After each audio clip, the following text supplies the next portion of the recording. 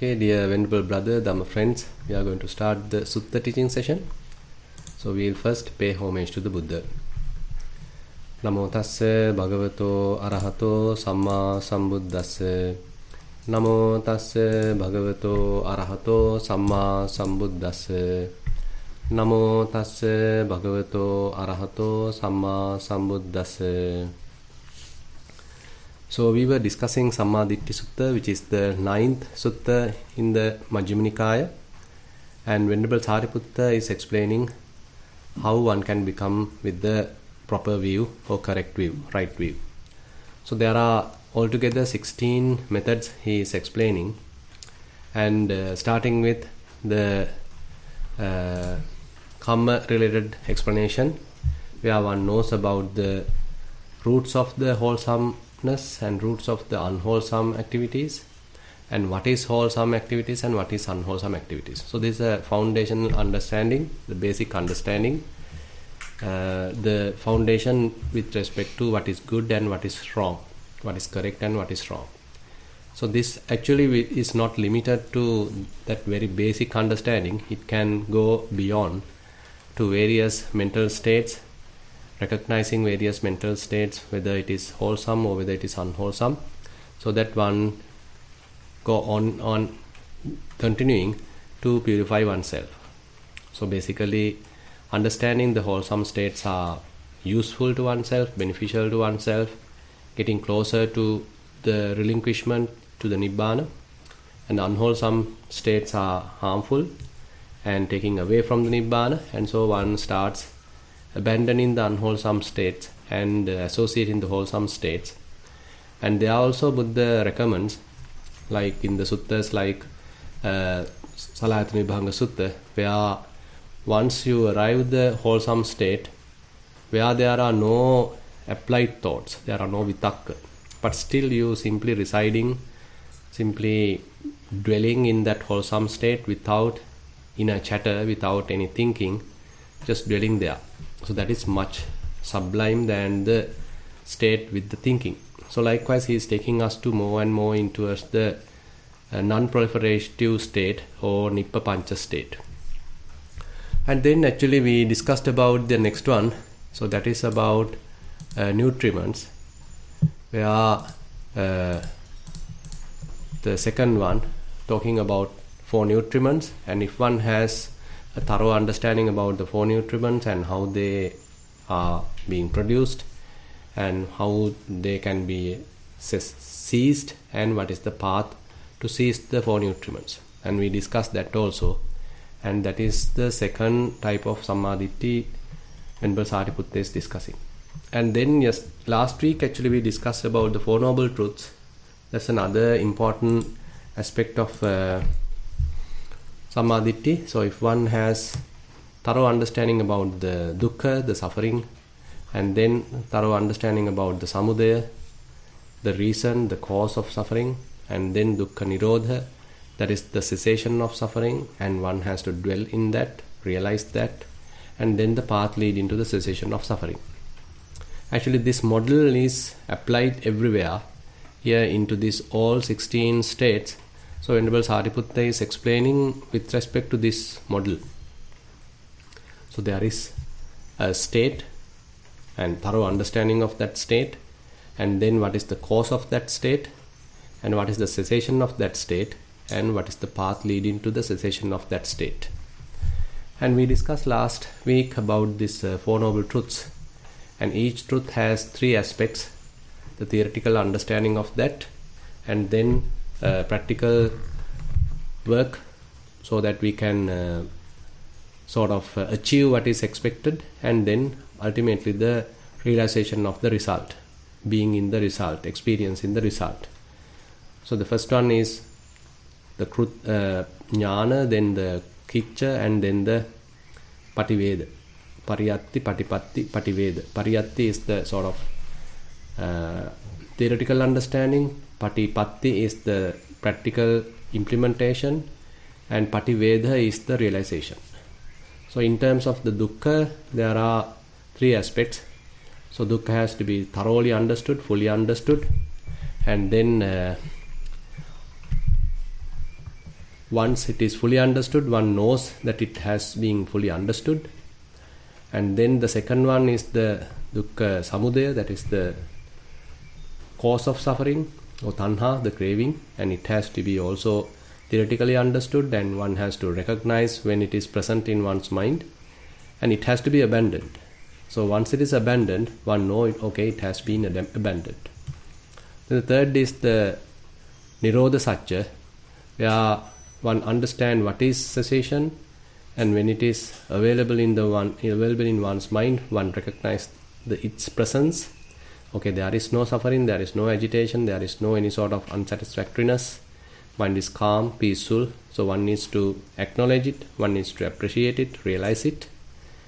And once that is being realized, one knows, I went through a path, practice, and then as a result of that, now mind abides in a peaceful state. There is no any attachment, there is no any agitation, mind is calm, peaceful, relaxed.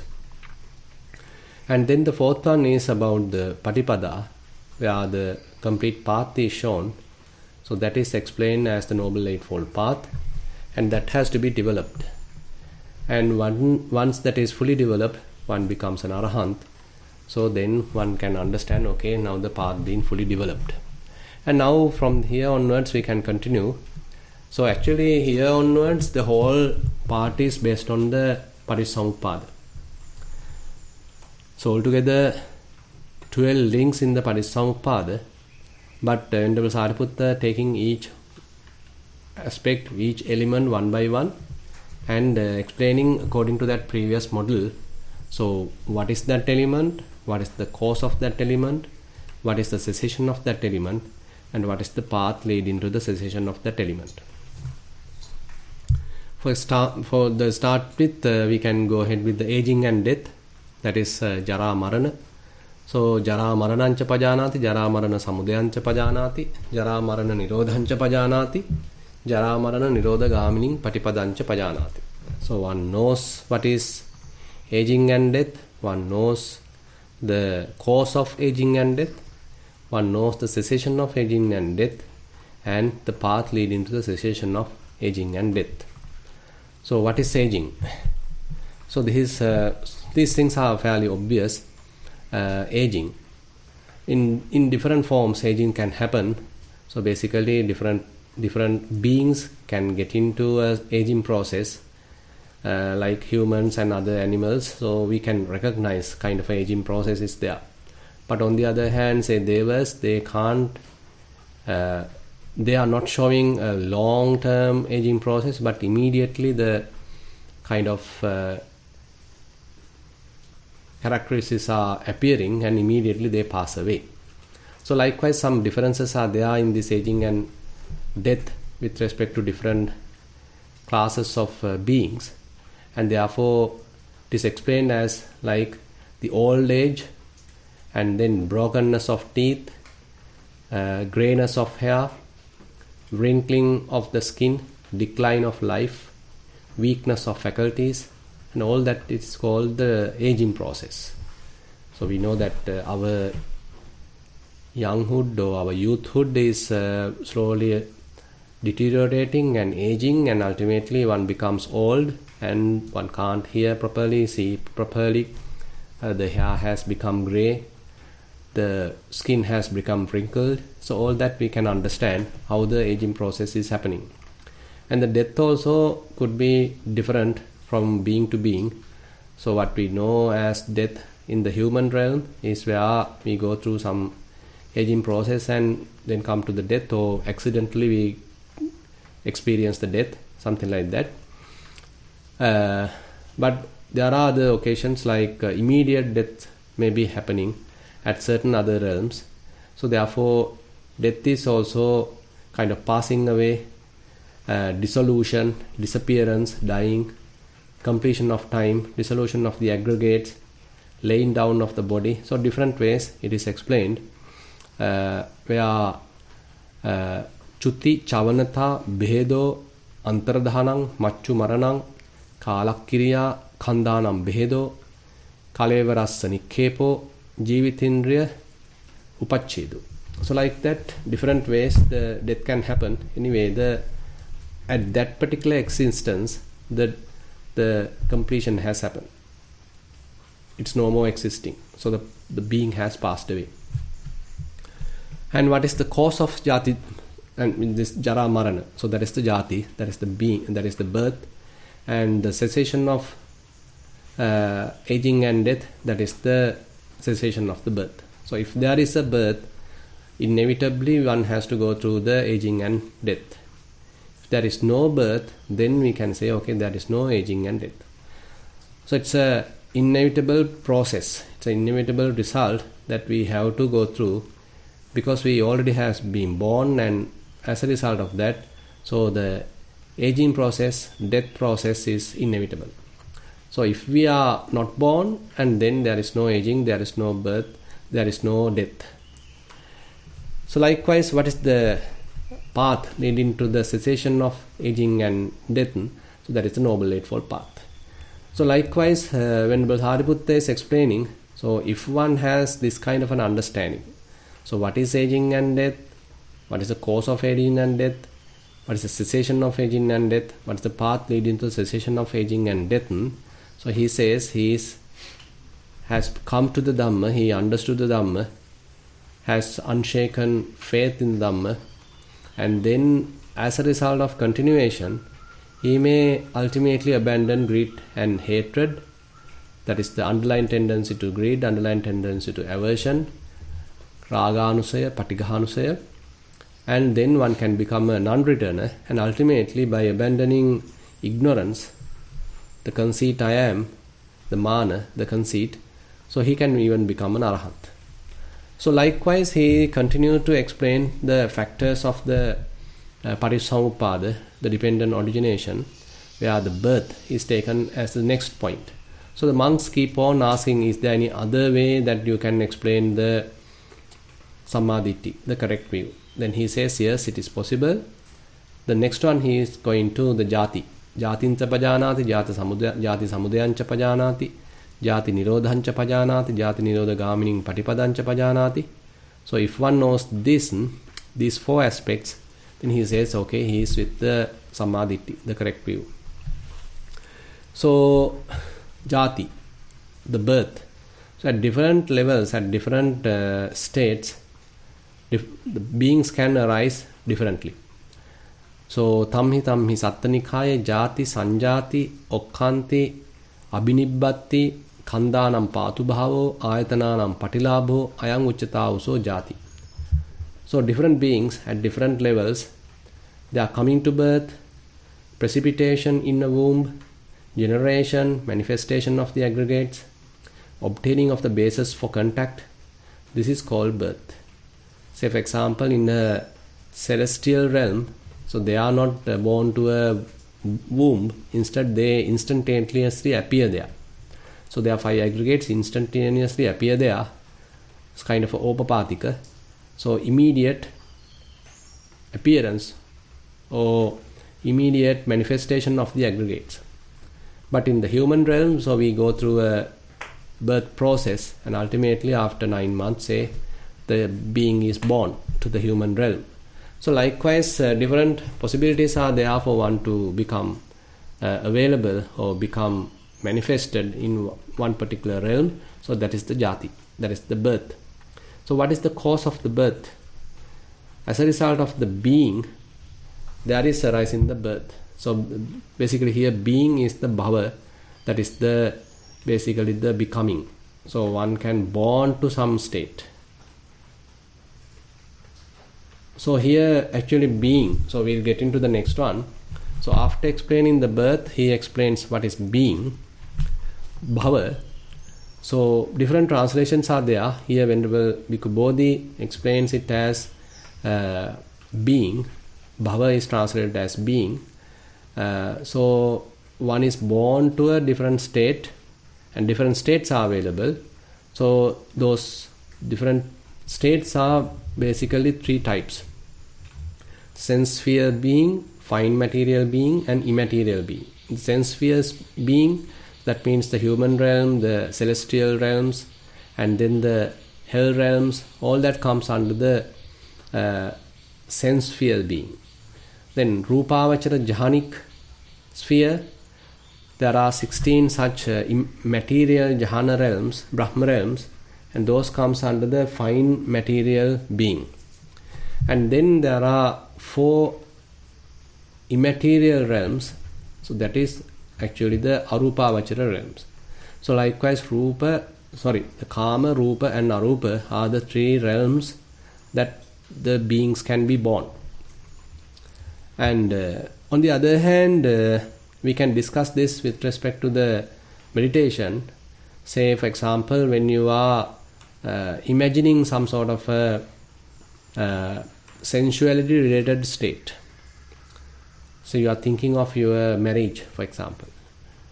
Suppose that you are not married and you are going through a kind of a proposal or kind of an affair, or that you are now planning your marriage. So you can think about it. You can imagine about it. You can simply close your eyes and you can imagine about it. And you can be born into that state. So it's a sensuality world, some sort of an activity. So likewise, there are different sensuality world or sense world activities are there. So you can imagine that also. It is not yet you are experiencing, rather you can imagine it and mentally experience it. You can be born to that state. So there's a bhava tanha that we always compelled to think, push to think, persuade to think, and aspire to think. And likewise, so there's a inner urge coming to think, to imagine, and so we start thinking and we can be born to such a mental state. So this also sometimes we can actually recognize as the manifestation of the bhava, where one can get into a particular state. One can become someone. One can be born into a new state. Even though he is actually in the current state, his mind is now born into a new state. So something similar happens at the death also.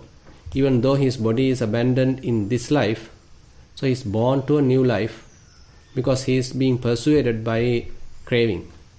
He wants to continue. He has some desire to be born, the being, to the existence. So he is being now born to a new state. He got a new life. He has a new birth. So likewise, this process, the being, the desire to become, and the desire to exist, so all that are fairly interrelated. And I like to say that bhava tanha has a relationship towards this process, where one becomes attached to the being, attached to some sort of continuation, and as a result of that, one is compelled to continue again and again to the next life, to the next life, to the next life. So again and again continuation. So same thing happens while you are here, to the next incident, to the next incident, to the next incident. So likewise you are sort of going towards various states. Even before you experience it, you can even sort of being born to such state. And ultimately you are experiencing it, and there also you are being born to a new state. Either way is okay. Now mentally also you can be born to a new state, and once you imagine that, say you are implementing that, now you are born to a new state. Now you are experiencing that. Now even in the jhana, say for example, now one is practicing samatha meditation and one wants to attain a jhana. Now assume that you attain that jhana. Now you are very much like born into a material realm, fine material realm, Rupavachara Jhana. So at that state we can't say that one is dwelling in the human realm. Your mind is uplifted to the fine material realm. Even though your body is residing in the human sense sphere realm, the mind is uplifted to the fine material realm. Similarly, even to the Arupa Jhana, say mind could be uplifted to the immaterial realm. So likewise, it's a mental process that one can get on to as a result of this process. Now, the cause of being is basically explained as the upadana, clinging to something. So you are clinging to something, you are grasping something, and that grasping is the cause for you to be born into something, a different state. And so what is clinging? Clinging is actually fourfold. And one is the clinging to sensual pleasures, next the clinging to views, then clinging to rules and observances, and ultimately clinging to the doctrine of self, or the clinging to sense of being, or sense of I, sense of a personality. So Kamupadana, Dittyupadana, Silabbatupadana, Attavadupadana. So these are the four categories of clinging.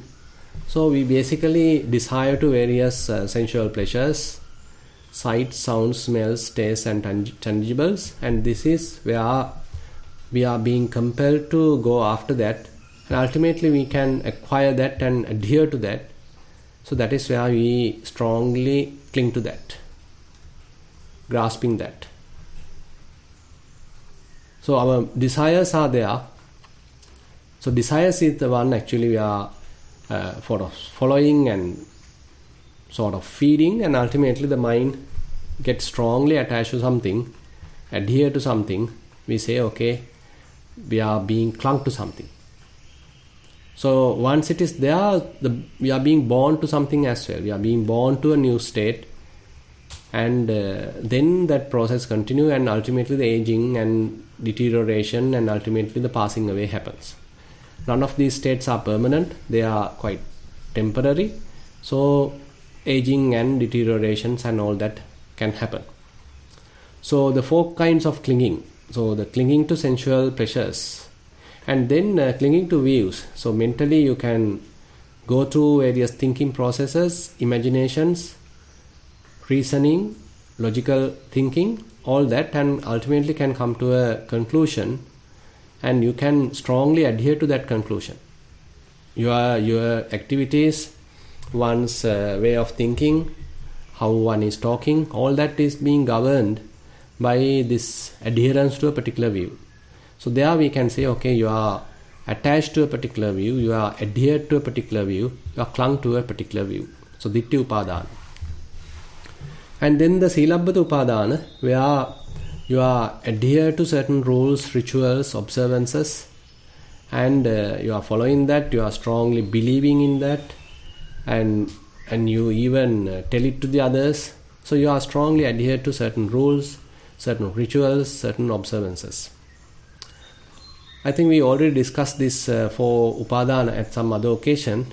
So here one interesting thing is, certain rituals, certain observances, rules are beneficial. So therefore we can't say that everything we have to be abandoned.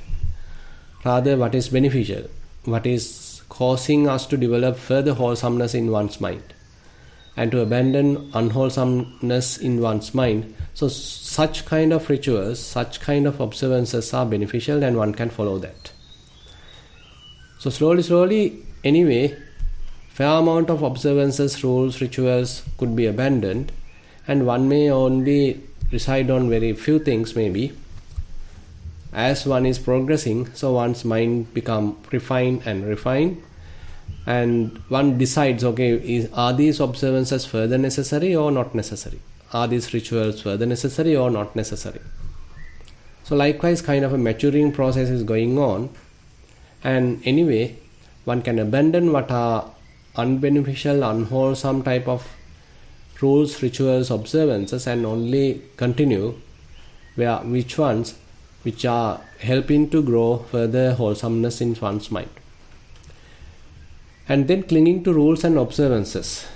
The clinging to a doctrine of self. So here Bhikkhu Bodhi has translated it as doctrine of self. Anyway, Attavadupadana.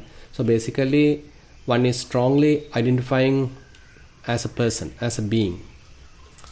So this is actually the Sakkayaditthi, where one strongly believing, okay, there is a person here, there is a being here, there is an individual here, there is I here. So with respect to the form aggregate, you can believe, okay, there is I here, there is a person here, an individual here. with respect to feelings aggregate, you can identify, okay, feelings are myself. Or else, feelings belong to me. Likewise, with respect to feelings, one can develop personality view. And then with respect to perceptions, with respect to mental formations, volitions, one can recognize they belong to me, they are myself. And similarly, with respect to consciousness aggregate also, when one is experiencing different things using one's faculties, then and there one can feel, okay, the presence of I am the one seeing, I am the one hearing. Likewise, so the consciousness aggregate also cause one to develop personality view. So all that is a kind of a grasping, adherence. So one strongly become a person, one strongly become an individual, and you feel the sense of I, you identify with some sort of a state, and that strong adherence to such kind of a personality view, a presence of self, is called Attavada Upadana. So what is the cause of Upadana? That is the Tanha. Tanha Samudaya Upadana Samudayo. Tanha Nirodha Upadana Nirodho. So the Tanha, the desiring process, the craving process is actually the cause for clinging to happen. So if one can abandon craving, then we can say, okay, one can abandon clinging as well. So what is the path which is leading to abandon upadana, to stop upadana? So that is a Noble Eightfold Path. Sila Samadhi Panya in essence.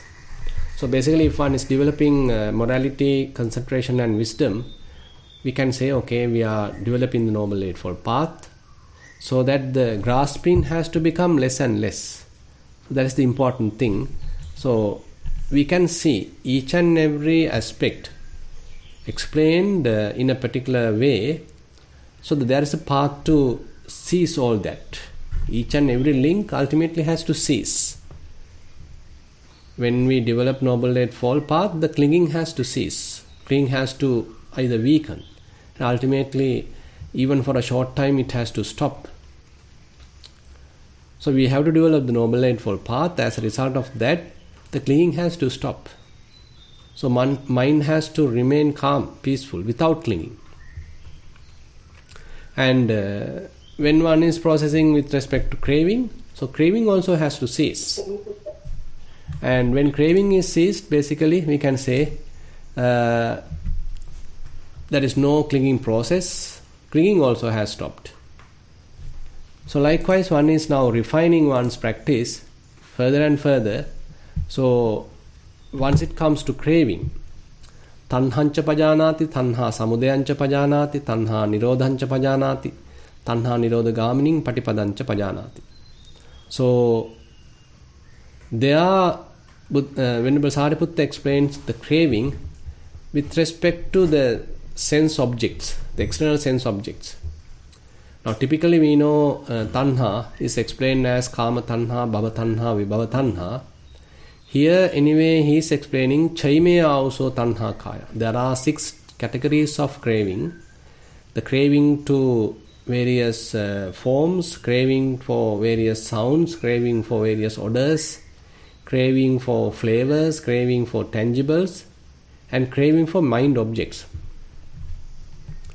So actually the tanha is explained in many different ways. If you refer Digha Nikaya Satipatthana Sutta, as far as I can remember, I think 60 types of possibilities are explained. So where one can go for or look for some sort of a craving. So you can attach to the 6 sense bases, you can attach to their corresponding objects, sight, sound, smells, taste, tangibles and mental objects. You can attach to, you can desire for the contact, 6 kinds of contact. You can desire for 6 kinds of consciousness. So likewise, at manifold ways the possibilities are explained. Here Venerable Sariputta explained with respect to the external objects. So one can have craving towards various sights. One can have craving towards various sounds, craving towards various smells, various tastes, and various kinds of tangibles and various kinds of mind objects. So these are quite obvious. So we going after them and we look forward to such experience. And so sight, sound, smells, taste, tangibles and mental objects are basically one strong possibilities where one crave for, going after. And what is the samudaya? What is the cause of this craving? So there it is mentioned as the feeling. Feeling is the cause. Vedana samudaya, tanha samudayo. Vedana nirodha, tanha nirodho. So if one can abandon feeling, then there is no craving also. So what is the path to the cessation of tanha, the craving? That is a Noble Eightfold Path. And here further, so then he is explaining next steps. So what is the feeling? So there the feeling also he is explaining with respect to the six sense bases. Chakku sampassaja vedana, sota sampassaja vedana, ghana sampassaja vedana, jivha sampassaja vedana, kaya sampassaja vedana, mano sampassaja vedana. 6 categories of feelings. So the feeling born of eye contact, feeling born of ear contact, feeling born of nose contact, feeling born of tongue contact, feeling born of body contact, feeling born of mind contact. We know that the contact is the immediate cause for feeling. So with respect to different contacts, so he is explaining different categories of feelings. We know in terms of various other suttas, feelings are 3 main categories. Feelings have 3 main categories: pleasurable feelings, painful feelings, equanimous feelings. So with respect to different sense bases, now we can say altogether 6 into 3, okay, 18 categories, 18 types of feelings are there.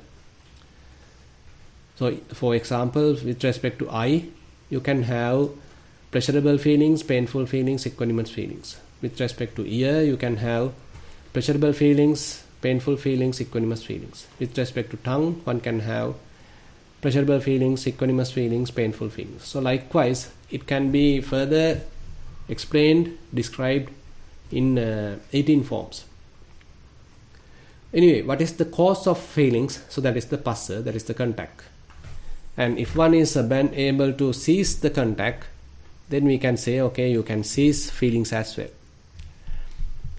And what is the path leading to the cessation of contact? Here still we are in the feelings. So that is the Noble Eightfold Path. So he further continues to explain with respect to contact. So monks are asking, is there any other method one can explain the Sammaditthi? He says yes. Passancha pajanati, passa samudayancha pajanati, passa nirodhancha pajanati, passa nirodhagamining patipadancha pajanati. He continues to explain the passa, the contact. That also he is explaining with respect to the different sense bases. Chakku sampasso, sota sampasso, ghana sampasso. Likewise, basically the eye contact, ear contact, nose contact, tongue contact, body contact and mind contact. So the passa, the contact. So contact happens at the sense bases. So salayatana, the sense bases are the cause, immediate cause for contact to happen. So salayatana samudaya, passa samudayo. Salayatana nirodha, passa nirodha. So if we are able to cease the operation of the salayatana, the 6 sense bases, then there is no more contact. So next topic is on the 6-fold base, that is the 6 sense bases. So salayatanancha pajanati, salayatana samudayancha pajanati, salayatana nirodhancha pajanati, salayatana nirodha gamini patipadancha pajanati. So one knows 6 sense bases, the origin of 6-fold base, the cessation of 6 sense bases, and the way leading to the cessation of 6 sense bases. So 6 sense bases: chakku ayatana, sota ayatana, ghana ayatana, jivha ayatana, kaya ayatana, mana ayatana. Eye base, ear base, nose base, tongue base, body base and the mind base. So these are the 6 senses. We can say 6 sense bases, and using which we are experiencing their corresponding domains, their corresponding objects. With eye we can experience sights, with ear the sounds, with nose the odors, with tongue the taste, with the body the tangibles, and with the mind various mind objects. So what is the cause of salayatana? Namarupa samudaya salayatana samudayo. Namarupa nirodha salayatana nirodho. So namarupa, name and form, is considered as the cause of six sense bases. So there's a very refined mind activity which we can say as the name and form, which is ultimately manifested towards the salayatana, to the six sense bases. So here that very subtle activity happening at the mind is the immediate cause. Name and form is the immediate cause for these six sense bases to manifest. So what is the path leading to the cessation of six sense bases? That is the Noble Eightfold Path. And now he coming to the next one, name and form. Nama Rupa. Nama Rupancha Pajanati, Nama Rupa Samudayancha Pajanati, Nama Rupa Nirodhancha Pajanati, Nama Rupa Nirodhagamining Patipadancha Pajanati. So basically, one has to understand name and form, understand the origin of name and form, cessation of name and form, and the path leading to the cessation of name and form. So what is name and form? So here name and form differently, or rather explained part by part. What is name? Name is explained as Vedana, Sanya, Chetana, Passa, Manasikara. Vedana, the feeling. Sanya, the perception. Chetana, the volition. Passa, the contact. Manasikara, the attention. Vedana, Sanya, Chetana, Passa, Manasikara. Idang Uchatauso Nama. Vedana, Sanya, Chetana, Passo, Manasikaro. Idang Uchatauso Nama. The feeling, perceptions, volition, contact, and the attention. So these are the very basic kind of a mental activity. You can say the Chetasika, the mental objects operating in the mind, and they are in a way essential for the mind to continue. And when they are operating, later we can understand, okay, the consciousness can establish. And idang uchatauso rupang. So what is rupa? Rupa is explained as chattaricha maha bhutani, chatunnancha maha bhutanang upadaya rupang. Basically, the four great elements and the material form derived from the four great elements. These are called form. So the four great elements, Patavi, Apo, Tejo, Vayu. Earth element, water element, fire element, and the air element. And here basically, according to Katakurunde Jnananda Thero, so we basically like to say, so when it is operating at the mind, so it is very much like the sign of the form, Rupa Sanya. So we have the materiality. From the materiality, one can extract certain perceptions, certain signs, certain marks, so that operates in one's mind. Say for example, you are going through some sort of a physical experience. Say for example, you are experiencing a good delicacy. So you are eating it, you are experiencing it, you are tasting it, even you can smell its fragrance, and all sorts of that experience. Physical experience is something that you have experienced. Now later occasion, you can remember that. So maybe the color of that food, the smell of that food, the taste of that food, how it is being served, and all that previous experience you can remember. To some fair amount of information you can remember. Now that extracted physical experience, the elements, from the elements you have extracted certain kind of sanya, perception, that is operating in your mind. You can imagine it, you can basically visualize it in your mind, you can even experience that mentally, enjoy that mentally, relive that experience mentally. So all that happens because of this name and form.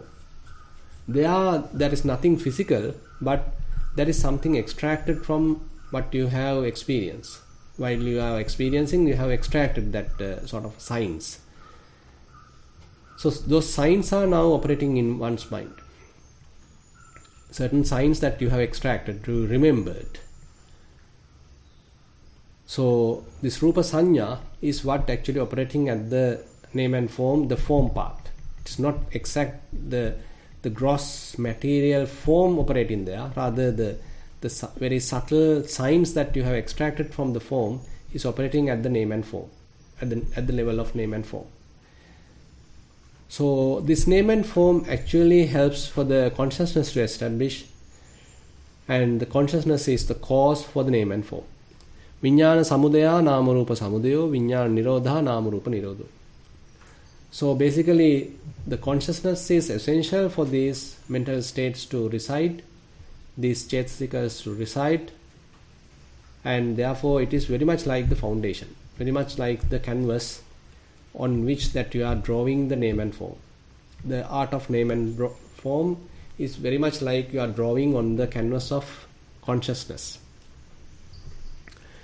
Basically, later it is explained what is the consciousness. So this also 6 types: Chakku Viññāna, Sota Viññāna, Gahana Viññāna, Jivha Viññāna, Kaya Viññāna, Mano Viññāna. And here, what is the cause of Viññāna? Explained as Sankhara. Sankhara Samudaya Viññāna Samudayo, Sankhara Nirodha Viññāna Nirodho. Probably you can remember certain other suttas without talking about Sankhara and Avijja.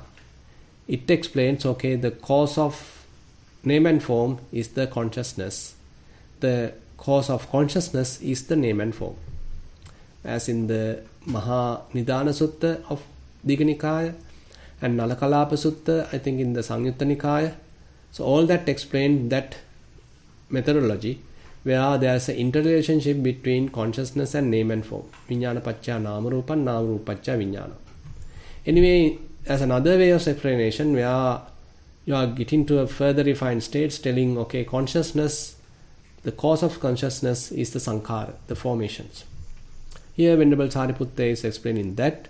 He is saying sankhara samudaya viññāna samudayo, sankhara nirodha viññāna nirodho. So the formations are the cause for the consciousness to arise, and if there are no formations, if the formations are ceased, then there is no consciousness. And actually, Venerable Sariputta is the one given that simile of the bamboo reeds, where in the one sutta, Nalakalapa Sutta, when Venerable Kottita is asking how that consciousness can depend on the name and form, and how name and form can depend on the consciousness, Venerable Sariputta is giving a very beautiful simile, telling it is very much like you are leaning one bamboo bundle to another bamboo bundle. So one is very much representing name and form, the other the consciousness. One depends on the other, kind of an interrelationship. If one falls, then the other one also falls. If consciousness falls, the name and form falls. If name and form falls, then the consciousness also falls. Here anyway, the traditional, another way of explanation is that the consciousness is caused by the formations, sankhara. So when there is fabrications happening in one's mind, then the consciousness has ground to sit, ground to stay, ground to establish. So the formations, the sankhara, the different manipulations, different kinds of fabrications happening in one's mind is the cause for consciousness to manifest. And then what is formations? So that is explained as kaya sankharo, vachi sankharo, chitta sankharo. So basically the body related formations, verbal formations, and the mind formations or mental formations. Say various bodily activities are there, verbal activities are there, mental activities are there. So these different formations, different activities, particularly when it is happening at the mind level, different mental formations are actually causing the consciousness to establish, consciousness to manifest. It turns into the name and form to manifest. It turns into the six sense bases to manifest. So likewise, the the Patissamuppada continues, and we'll get into a kind of a diagram soon. So formations are caused by the ignorance. Avijja paccaya sankharo, sankhara avijja nirodha, sankhara nirodho.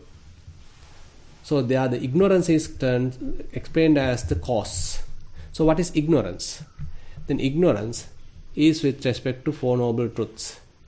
Yanko also dukkhe ajnanam, dukkha samudaya ajnanam, dukkha nirodhe ajnanam, dukkha nirodha gaminiya patipadaya ajnanam. Ayang uchata also avijja. So the ignorance is explained with respect to the Four Noble Truths. So if one doesn't know about the Four Noble Truths, then he is ignorant. And what is the cause for ignorance? Asav samudaya avijja samudayo, asav nirodha avijja nirodho. So this is a very interesting point explained in this Sammaditthi Sutta. So typically we stop at the avijja level when it is explained by into other suttas in the, say for example in the in the Nidana Samyutta. Many suttas stop at the avijja, and one might think, okay, there is no cause for avijja. Here Venerable Sariputta says the cause for avijja is taints, or we can say the cause for avijja is ignorance. Avijja is the asavas, the taints, influxes. And what are the taints? So there are 4 taints. Sometimes it's explained as 3 taints. Here it is explained as 3 taints, 3 asavas: kamasavo, bhavasavo, avijjasavo. There are 3 taints: kamasava, bhavasava, avijjasava. Kamasava, basically the taint of sensual desire; bhavasava, taint of being; and avijjasava, taint of ignorance. So here the ignorance is included. Inside the avijja, the ignorance is also there. So now the interrelationship is coming to the essence. So when cause of taints is explained, cause of taint is the ignorance. Avijja samudaya asava samudayo, avijja nirodha asava nirodho. So the ignorance also caused by asava. Asava is caused by ignorance. Now there is an interrelationship between asava and ignorance. So the avijja and asava, ignorance and taints, that's an interrelationship. And so that basically ends the explanation. So there are altogether 16 ways that Venerable Sariputta explained this Sammaditthi. So if one has thorough understanding of any of these links, now we can see, even though we have he has taken individual elements in this Patissamuppada, always it is explained with respect to another one, because it can't individually manifest. It always caused by another one. For example, avijja is caused by asava. Say, then the sankhara, the formations, is caused by avijja. Then consciousness is caused by formations.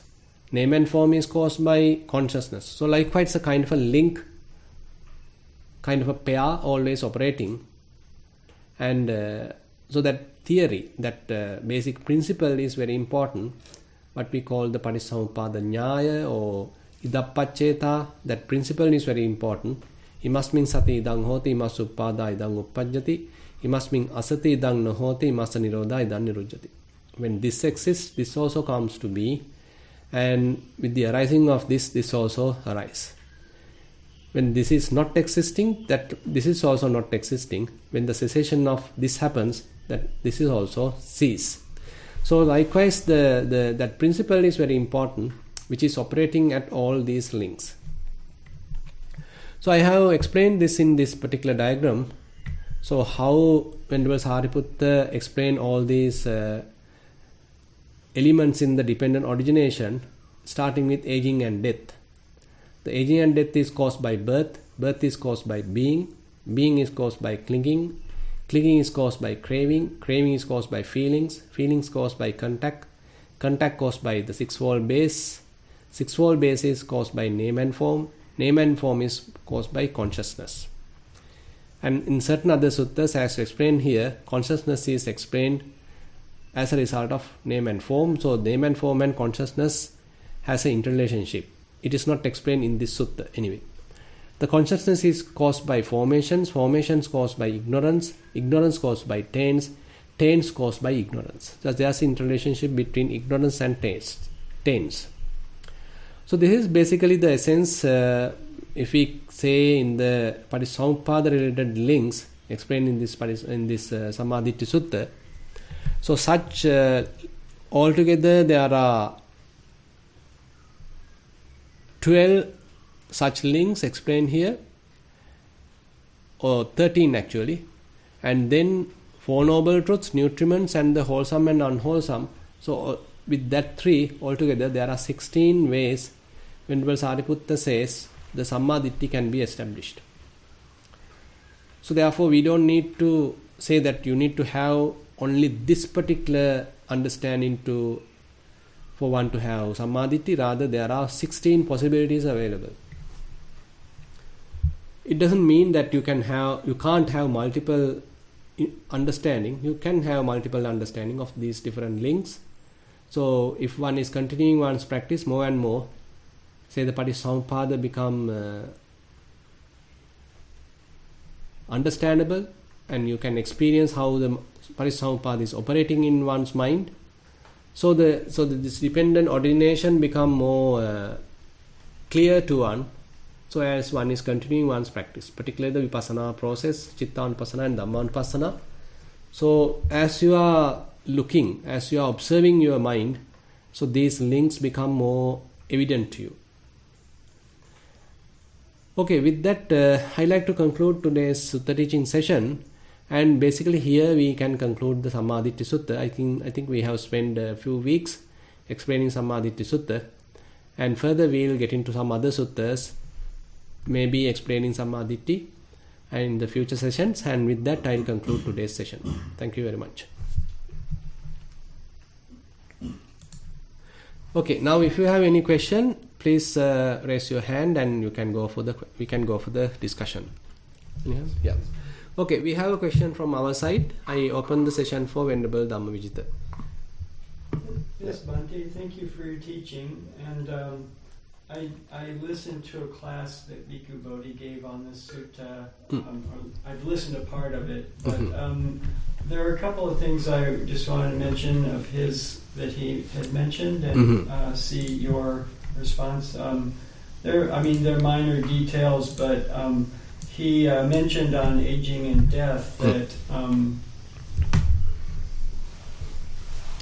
that sometimes it's interpreted that the Buddha was speaking as a simile, that aging and death doesn't literally need to be our actual death. He thinks that, or he says that sometimes it's explained as our thoughts have a thought has a birth and an aging and a death, and like a feeling has a birth and aging and a death. But he says that that's not true in this case, because the Buddha always makes it clear that he's using a simile. So in this case, he says that the Buddha is literally talking about aging and death of the body. Is that your understanding of this one? So I like to refer to the meditation basically. So as we just discussed, so when we say the bhava process, the becoming process, even say if you attain a jhana, as we just discussed, so you can attain a jhana. So jhanic state you can attain, isn't it? So you can absorb to that attainment and you can live in that state. So you are born to that state, but that state also not a permanent state. You may go through kind of a deterioration. Ultimately you emerge from the jhana, so that is the end of the jhana. So therefore I don't like to say it is entirely onto the body. Rather, from the meditation point of view, say you can even look for a mental state. You can be born to that mental state. You like that mental state, you love that mental state, you adhere to that mental state, you clung to that mental state, and you are born to that mental state. And while you are there, you go through some sort of aging process also. So even when you are there, at the beginning, verbally you feel it's very, wonderful and really blissful. But as you continue for a long time, say 1 hour, 1.5 an hour, like that, you feel, so it's going through some sort of aging process. So you lose your glamour, you lose your interest, and that previous freshness, what you have experienced 1 hour ago, is now not available right now. So you feel, okay, now I better emerge from it. So you emerge from it. So therefore, I like to say, so we don't need to limit it to the death of the body. So we can apply this whole model, whole Patissamuppada, these causal actions or causal results, elements, to our mental states as well, as explained by Katagurunda Thero in his teaching. So I like to follow that because it has a very good impact on our understanding on the meditation. Yeah. So when we develop the meditation, when you are particularly developing vipassana, more and more one aspect you can experience is that you are not getting to such mental states. So you don't want to get on to such manifestations of the mind. You don't want to get on to such conditioned states of the mind. Rather, you like to keep the mind quite peaceful without looking forward for such mind-made states. Yeah. So jhana is that you are volitionally prepared that state and you are born to that. Now you are very much like trying to minimize it. So you are minimizing the volitional activities. So the mind becomes more peaceful and it's simply abiding naturally, very much like. So therefore now that state is not born now. So that new state is now not available. So it's not going through any kind of aging process anymore because you are not born to that. So birth is not there. So likewise all these links, what we can see in the Patissamuppada, have to be ultimately ceased as a result of the Noble Eightfold Path in this very life. Yes, okay. Yeah, excuse me. Yes, I've heard in in some understandings of awakening is that we're no longer bound to death, where we're living in the present. Deathless. It's kind of deathless. Yes. Sometimes Nibbana is explained as Amata. Amata is the deathless. So here and now.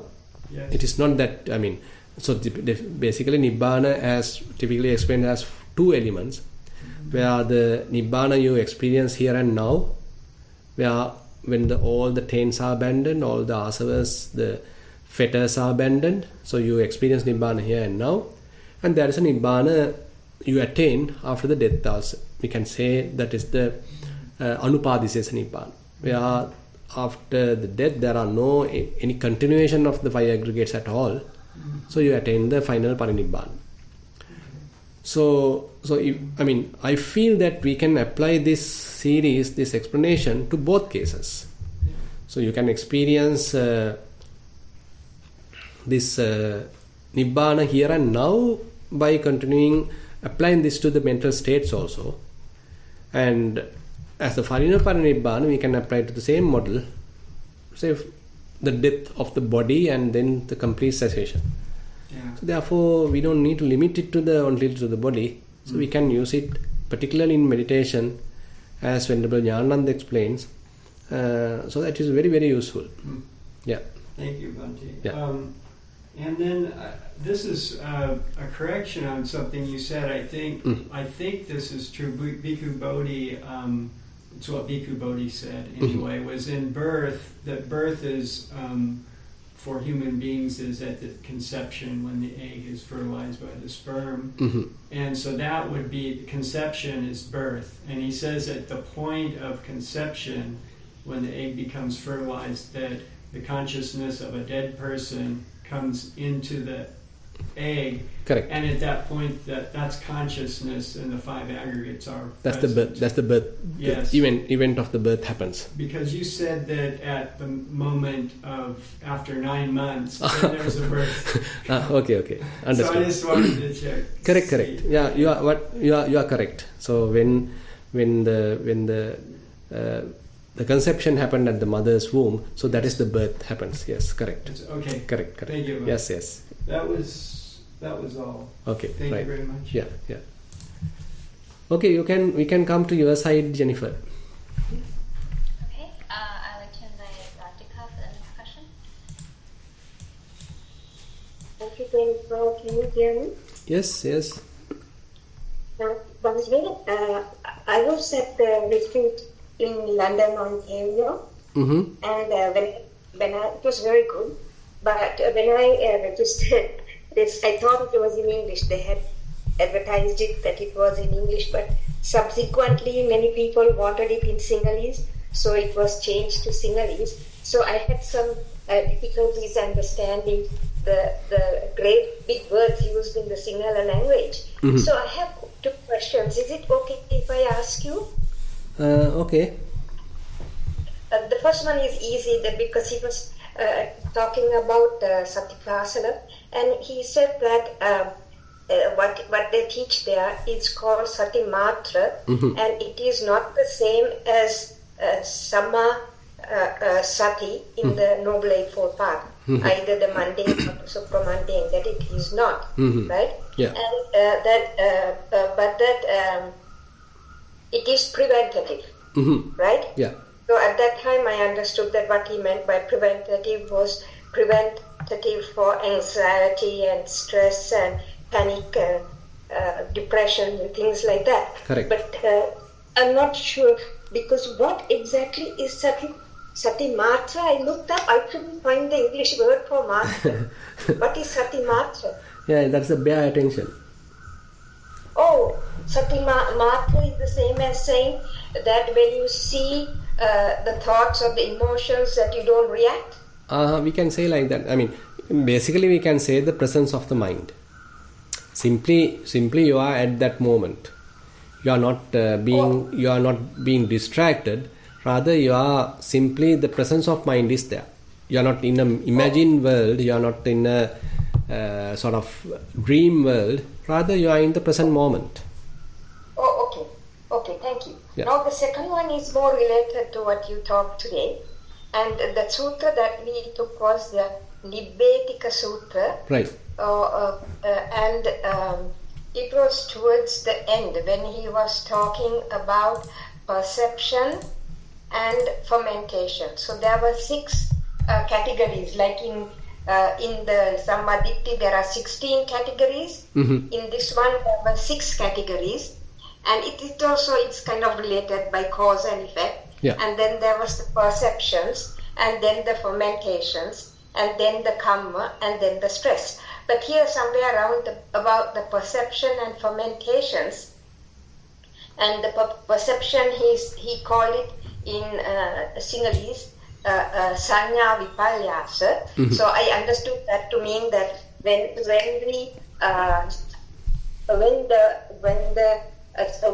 the thoughts that were arising were from perception, result of perception and distorted perceptions, Mm-hmm. right? Correct. That it led to fermentations, right? Or the cause was fermentations. I'm not sure which way. Anyway, now he related this to the satya that they are teaching.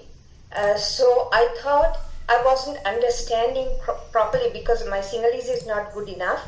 How the Satimatra, or I don't know whether at this point he was talking Samma Sati, related to the ending or the reducing, or maybe it was the not arising of fermentations. I'm not sure what it was. Like he kind of linked them. We haven't got the recording yet, but he linked the mindfulness that we are doing to ashravas, to fermentations. The fermentation is the same as he's used the word outflows. It is the same as outflows. So it's all the ashravas, all the taints.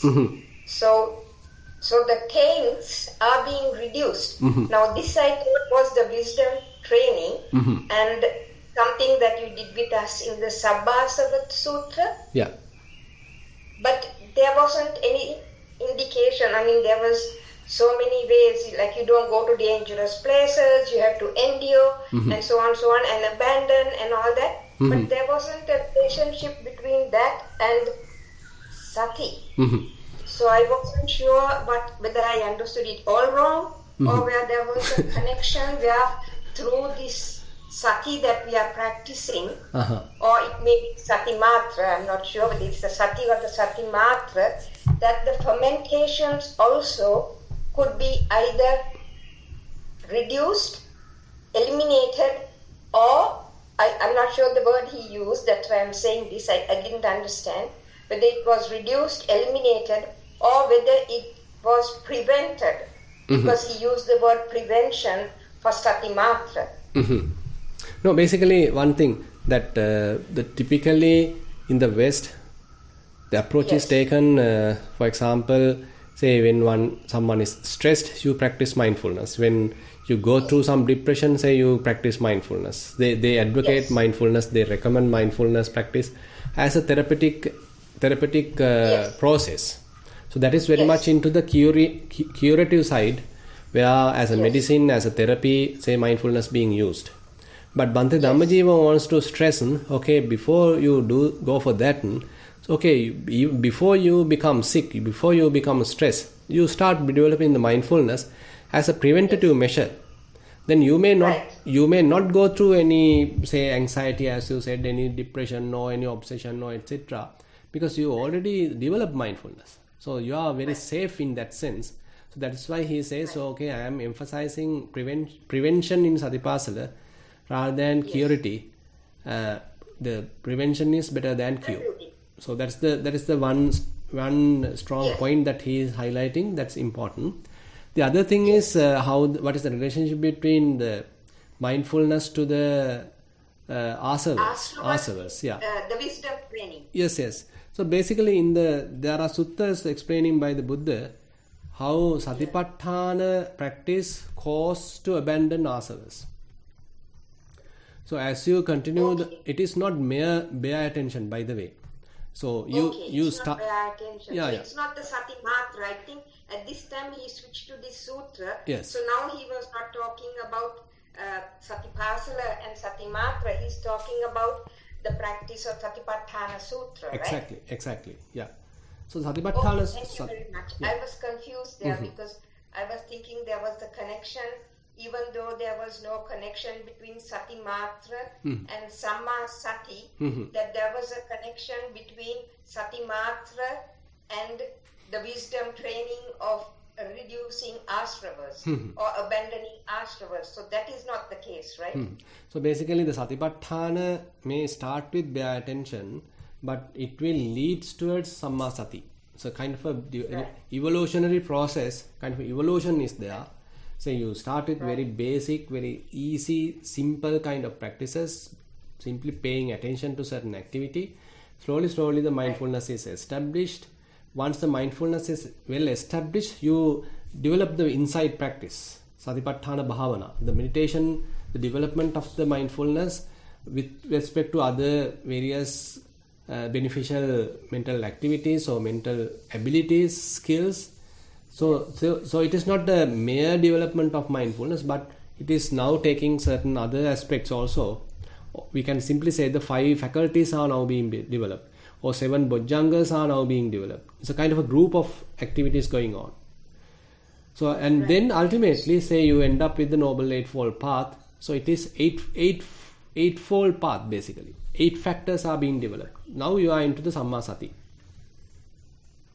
Right. Yeah. Yes, I think there he kind of moved to he moved to Samma Sati, I think, because somewhere in the sutra he could not have been in Sati Matra. He must have been doing the Sammasati. Yeah, I just didn't understand. So thank you so much. Yeah. I think I get what you're saying. So from the Sati Matra through the practice, you go to Sammasati, and then yes, he did say you don't need to get the Appana Samadhi. That Upachara Samadhi is also sufficient. Correct. So he used the word Upachara Samadhi, so I can understand like few words when he uses, I get an idea of what he's trying to say. Correct. So he was saying, I think he took you from the Sati Matra to the Upachara Samadhi and then into the wisdom training of removing or abandoning or avoiding the commentations. Correct. Yes. Okay. Yeah. Thank you very much, Bhante. Theruvan Saranai. Yeah, Theruvan Saranai. Okay, Bhante, I had received 2 emailed questions. Let me also send it to you via chat. Okay, so they're both relating to the actual Vipassana sitting practice. The first question is, in yesterday's Nissarana, I guess Patisamuppada discussion, it was mentioned that in Samatha practice, we suppress the external thoughts. And in Vipassana practice, we let the thoughts come and learn to ignore them. So where do we draw the line between suppressing and ignoring? Often when we practice, when a thought comes in, we try to shake it off or be stern to ourselves and think, must not let this thought distract me, etc., which seems to be a suppression rather than being gentle with it. Could you please explain how to handle this? Yeah. So basically in the Samatha practice, we are not trying to analyze the thoughts. Rather, we are taking a particular object. Say, for example, breath. So we are emphasizing the attention to breath again and again. So the thoughts are very much like ignored. We don't pay much attention to thoughts. Again and again, we are instead paying attention to the breath. So ultimately, mind get attached to the breath, or we can say fairly focused to the breath. Ultimately, absorb to the breath. Say you attain the jhana. So as a result of that absorption, the thoughts are unable to come and disturb you. Thoughts become weaker and weaker and ultimately even disappear. So because you are in a strong absorption, strong samadhi, and so it's very much like kind of a suppression of thoughts. But in the vipassana, we can't say actually we are ignoring thoughts. If we simply say ignoring thoughts, that's also not the correct point. Actually, there are many methods available, not just one method to handle thoughts. For example, in the Indriya Bhavana Sutta, Buddha explains 3 possibilities. So you can see how when there are thoughts, and if you attach to those thoughts and you conceptually proliferate into that thoughts and say you are born to a new state, and Buddha say, okay, you understand how gross this state is. Now you are experiencing this gross state. So you experience that, you recognize its grossness with compared to the previous subtle, neutral, relaxed, equanimous state. So as a result of that, now Buddha asks, okay, now you go back, you return back to the previous state. So that is one possibility. The second, he says, to understand how conditionally you prepared this state. So you were in a very relaxed state, mental state, calm state, serene state, but you have prepared this new state with respect to sights, sounds, smells, tastes, etc., and you have extracted certain signs and you add your own preferences and you add your own thinking, and now you born to a new state. So you have prepared it. So sankhata nature. Once you understand that, the whole thing very much like distangled, untangled, and you have to be back in the previous simple state, relaxed state, equanimous state. On the other hand, he say, okay, you can even look at the Patisamuppanna nature, the dependently arising nature of the new state, how it has happened as a causal reaction. And once you understand that, again you can return back to the previous state. So this is actually, we can say, in the vipassana, this kind of a cittanupassana. On the other hand, say if you consider Anapanasati Sutta, there are 4 possibilities explained. Aniccanupassī, Viraganupassī, Nirodhanupassī, Patinissagganupassī. Say when there are thoughts, say you can see how they are coming and going, appearing and disappearing. Aniccanupassī. And as a result of that, those thoughts may slowly cease. So we can't say we are ignoring it. Rather, we see their true nature. We observe their true nature, how they come into being, and after a while, how they cease. So we see their true nature, true behavior. That is another way of handling it. Then Viraganupassī. You become somewhat dispassionate towards these thoughts. You don't feel like they are important to pay attention, because you know that they are essenceless. There is no any essence, there is no anything substantial. So you simply become dispassionate towards them. As a result of that, they simply go away. Then the cessation, Nirodhanupassī. You can either see how they are going, how they are disappearing. You simply pay attention much towards this disappearance, the cessation, passing away side. As a result of that, the thoughts become very much clear from the mind. The Patinissagganupassī, where you were able to establish in the unattached, non-grasping state of your mind, but now there is a thought, so you simply give up that thought and come back and establish into that non-grasping state, Patinissagganupassī. So likewise, there are many methods available in the Vipassana to handle thinking or handle thoughts, and therefore we can't say we are simply ignoring, that is the only practice. Rather, there are many methods available in the Vipassana. Thank you, Bhante, for that thorough explanation. And then the next one, I just sent that over to you as well. It's regarding the sitting practice. My object is mindfulness of breath. Once the breath settles, keep on observing with open awareness. I was advised to carry on with Chittanupassana, observe the thoughts and come through, but not be involved with them. My question is how to actually do it. For example, if I get too involved, I can realize and come back and I feel the difference in the mind, how peaceful it is without the thought. But I am not sure how to identify the exact point that I get involved. If I give a simple example using sounds, when we hear a sound, let's say a car on the road, it has no relevance to me as it is just a car on the road. I can identify it as that and let go. But by the time I identify that the noise is from a car, am I already too involved? Should I only stop at it is just a sound? I believe it is a very subtle point and needs some help to identify it. So actually the question answer become more practically available to you as you continue the practice. At the moment it's very much like still mind is go and name it. You recognize the car and as you said maybe more detail something. That means certain interest is still there available in the mind. The involvement is somewhat available right now.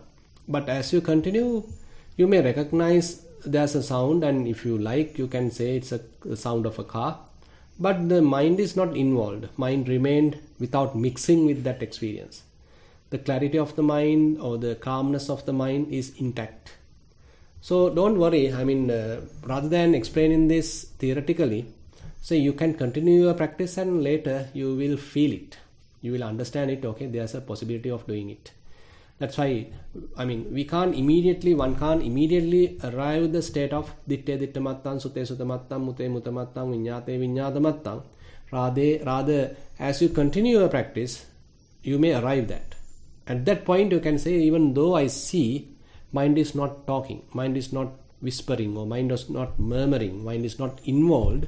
Rather, mind remains calm. Even though I hear sounds, still the mind remains calm. Even though I smell, taste, touch, mind remains calm. Even though certain ideas come and go, the calmness, the clarity, the silence of the mind is not disturbed. So likewise, as you are maturing in the practice, so this is available to you. Thank you, Bhante. I believe that's all of the Okay, then we have spent fair amount of time, almost 1.5 hours, and all the merits what we have accumulated we will share with all the celestial beings and all past relatives and whoever in need of merits. And we wish these merits help us also to understand Buddha's teaching, practice it to the best of our ability, and to attain path fruition Nibbana. We will recite the traditional verses. Ettavatacha amhehi sambatang punya sampadang sabbe deva anumodantu sabba sampatti siddhya. Ettavatacha amhehi sambatang punya sampadang sabbe bhuta anumodantu sabba sampatti siddhya. Ettavatacha amhehi sambatang punya sampadang sabbe satta anumodantu sabba sampatti siddhya. Akasakta cha bhummata devanaga mahidika punyang tang anamoditva chirang rakantu sasanang. Akasakta cha bhummata devanaga mahidika punyang tang anamoditva chirang rakantu desanang. Akasakta cha bhummata devanaga mahidika punyang tang anamoditva chirang rakantu mangparang. Idang vonyatinang hotu sukita huntu nateo. Idang vonyatinang hotu sukita huntu nateo. Idang vonyatinang hotu sukita huntu nateo.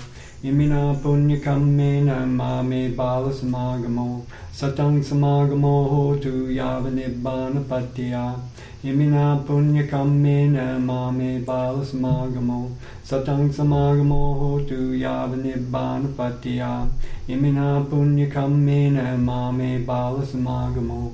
Satang samagamo hotu yava nibbana patya. Sadhu, sadhu, sadhu. Thank you, Bhante. Ya, Thero Sannai.